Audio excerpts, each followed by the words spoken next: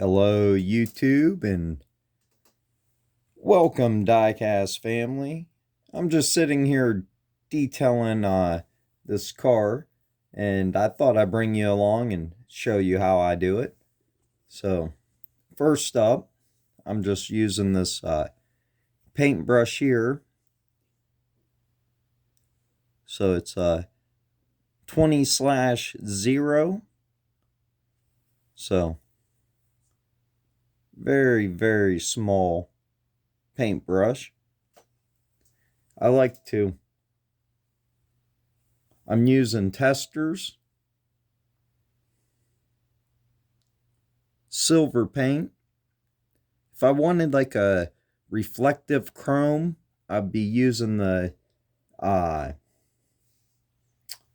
the mulatto chrome. But since I'm not looking for that effect on this, even though I'm still getting a really good effect with it, now I just dip my brush in, get it loaded up, then I keep a paper towel by me. I just slightly drag it across there, just so I have the right amount of paint on the paintbrush. Now, if you have the right amount on there, when you start painting, if you ever did any kind of welding in your life, then you'll know how you like make a puddle and you're pulling the puddle. Well, it's the same way painting, detailing, and you kind of want to create a little puddle and pull it along.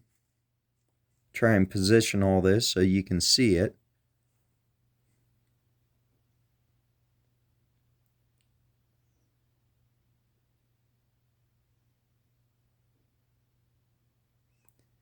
Especially with the mulatto chrome, if you don't create that little puddle and pull it along, then you won't get the reflective effect that you're looking for. So I don't know how well my camera will focus or if I'll get my fat head in the way.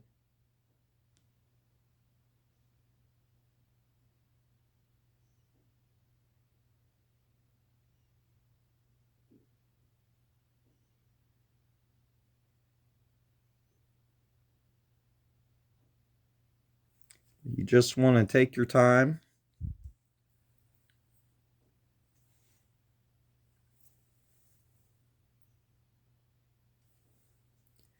Now, if you start detailing and you start screwing it up, you're just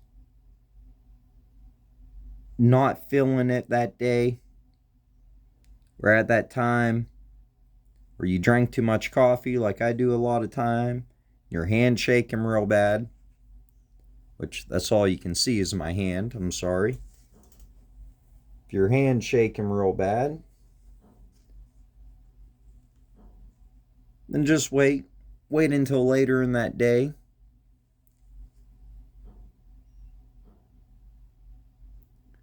Try again. If you're still slightly off your game,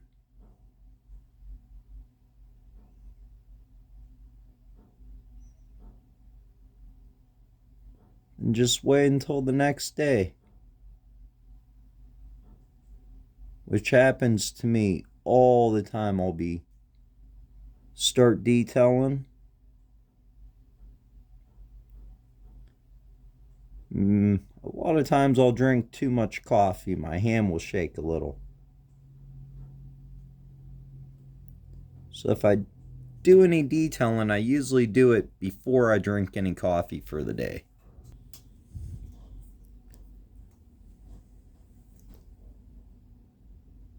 So I can't see my phone, so until I go back over this footage, I won't know how it turned out.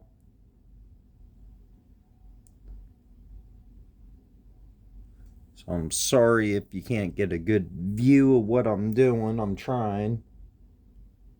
It's usually why I don't do detailing videos and stuff. I don't edit my videos. I don't have nobody who can sit here and film them for me, so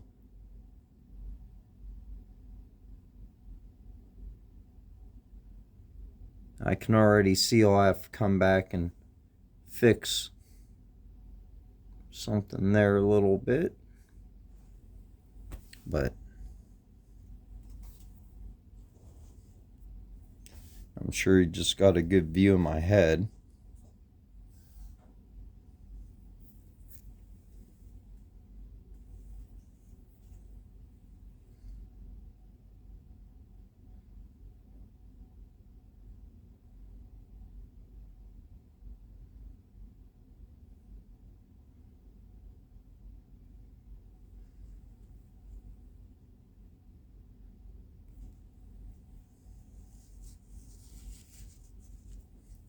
But I'm also partially blind, so I have to get in really close.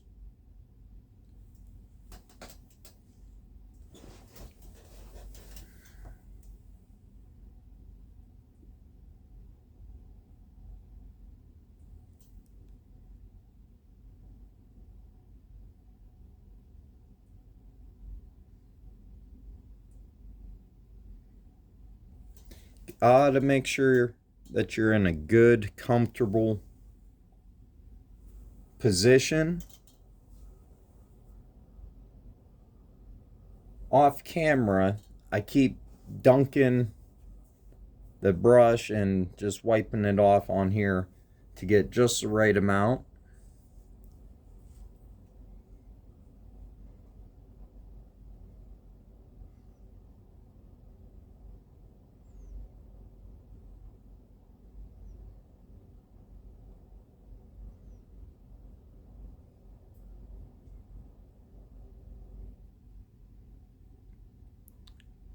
So you load up your paintbrush, because once you create that little ball of paint that you're pulling along, it's dragging it down out of the bristles.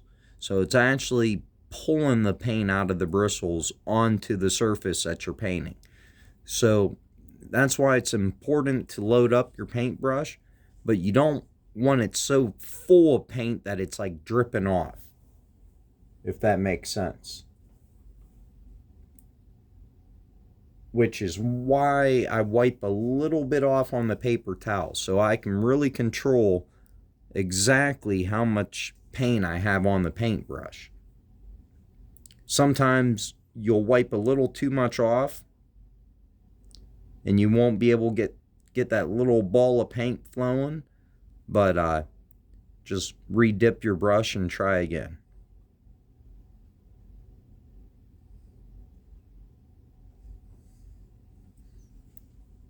But just with this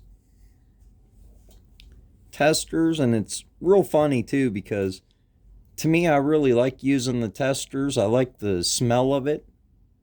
But this is metallic silver. But it's a smell of it. If you made model kits when you were a little kid, a little boy, and now you're doing diecast cards like this, it's like a nostalgia thing. It just, the smell of it, like, takes me back to my childhood of building model kits when I was little. Because when you start building model kits when you're 8, 9, 10 years old, your parents always get you a testers, like, I think it's a 10 set. You get 10 little paints, but they would always get you that when they got you a model, and a tube of glue. And yes, the glue brings back childhood memories too.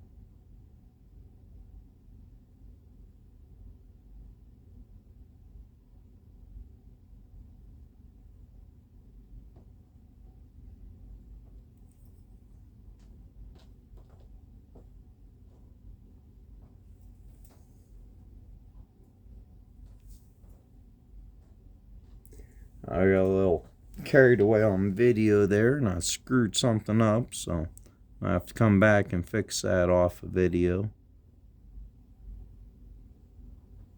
I'll show you guys what I did though.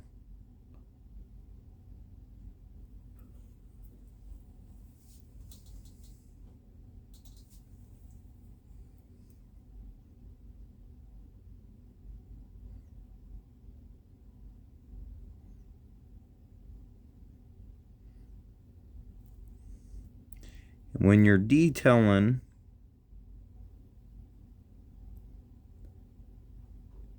a little bit goes a long ways. Like when I get to it,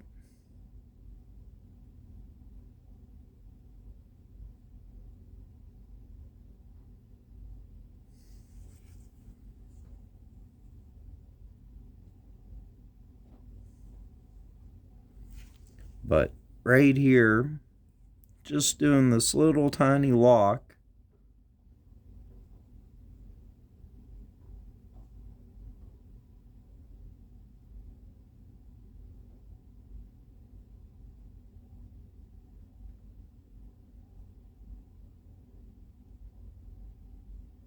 just barely want to touch it, but now it's there. And that's so teeny tiny, but just that makes a difference.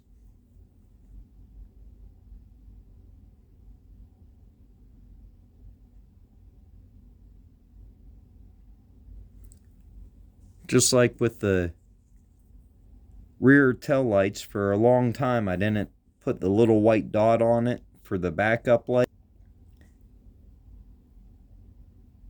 And then I started adding just a little white dot. And man, you can see it don't matter how far away you look at it. You can see them little white dots. And just looks freaking awesome. So I screwed it up right here. I went a little bit above it. So after the video, I'll come back and I'll fix that. I always clear coat before doing any detail. That way I can, if I have to, you can wipe it off. You get at least one chance of wiping it off. If you wipe off too many times, you're going to go through your clear coat and you're going to take paint off. And you do not want to do that. So I already detailed out this side.